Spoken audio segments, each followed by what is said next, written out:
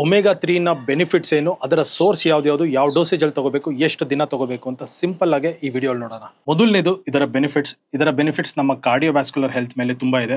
ಇದು ನಮ್ಮ HDL ಅಂದ್ರೆ ಗುಡ್ ಕೊಲೆಸ್ಟ್ರಾಲ್ ಅಂತ ಏನ್ ಕರಿತೀವಿ ಅದನ್ನ ಇನ್ಕ್ರೀಸ್ ಮಾಡಿ LDL ಅದನ್ನ ಡಿಕ್ರೀಸ್ ಮಾಡೋದ್ರಲ್ಲಿ ತುಂಬಾ ಹೆಲ್ಪ್ ಮಾಡುತ್ತೆ. ಹಾಗೆ ಇದು ನಮ್ಮ ಬ್ರೈನ್ ಹೆಲ್ತ್ ಅಲ್ಲೂ ಸಹ ತುಂಬಾ ಹೆಲ್ಪ್ ಮಾಡುತ್ತೆ. ಇನ್ನು ಇದರ ಸೋರ್ಸಸ್, ನೀವು ನಾನ್ ವೆಜಿಟೇರಿಯನ್ ಆಗಿದ್ರೆ ಫ್ಯಾಟಿ ಫಿಶ್ ಇಂದ ನಿಮಗೆ ಬೇಕಾಗಿರುವಂತ ಡೋಸೇಜ್ ನ ಕನ್ಸ್ಯೂಮ್ ಮಾಡಬಹುದು. ನೀವು ವೆಜಿಟೇರಿಯನ್ಸ್ ಆಗಿದ್ರೆ ಫ್ಲಾಕ್ಸ್ ಸೀಡ್ ಅಥವಾ ಚಿಯಾ ಸೀಡ್ಸ್ ಇಂದ ಕನ್ಸ್ಯೂಮ್ ಮಾಡಬಹುದು. ಬಟ್ ಫ್ಲಾಕ್ಸ್ ಸೀಡ್ ಅಥವಾ ಚಿಯಾ ಸೀಡ್ ಇಂದ ರಿಕ್ವೈರ್ಡ್ ಡೋಸೇಜ್ ಸಿಗೋದಿಲ್ಲ. ಹಾಗಿದ್ದಾಗ ನೀವು ಇದನ್ನ ಸಪ್ಲಿಮೆಂಟ್ ಸಹ ಮಾಡಬಹುದು. ಇನ್ನು ಇದರ ಸಪ್ಲಿಮೆಂಟ್ ಮಾಡ್ತೀನಿ ಅಂದ್ರೆ 1 to 2 grams of combined EPA ಮತ್ತು DHA ನ ಕನ್ಸ್ಯೂಮ್ ಮಾಡಿ. ಇದರಲ್ಲಿ ತುಂಬಾ ಫಾರ್ಮ್ಸ್ ಇದೆ, ಆದ್ರೆ ಇಂಡಿಯಾನಲ್ಲಿ ಈಸಿಯಾಗಿ ಸಿಗುವಂತದ್ದು ಈಥೈಲ್ ಎಸ್ಟರ್ ಮತ್ತೆ ಟ್ರೈಗ್ಲಿಸರೈಡ್ ಫಾರ್ಮ್ಸ್. ಇನ್ನು ನೀವು ಟ್ರೈಗ್ಲಿಸರೈಡ್ ಫಾರ್ಮ್ ಅಲ್ಲಿ ಕನ್ಸ್ಯೂಮ್ ಮಾಡೋದ್ರಿಂದ 50% ಗಿನ್ನ ಹೆಚ್ಚು ಇದರ ಅವೈಲಬಿಲಿಟಿ ಇನ್ಕ್ರೀಸ್ ಆಗುತ್ತೆ. ಯಾವಾಗ ಕನ್ಸ್ಯೂಮ್ ಮಾಡಬಹುದು ಅಂದ್ರೆ ಇದನ್ನ ಯಾವುದೇ ಮೀಲ್ ಜೊತೆ ಬೇಕಾದ್ರೂ ಕನ್ಸ್ಯೂಮ್ ಮಾಡಬಹುದು. ಇನ್ನು ಇದನ್ನ ಎಷ್ಟು ದಿನ ಬೇಕಾದ್ರೂ ಕನ್ಸ್ಯೂಮ್ ಮಾಡಬಹುದು.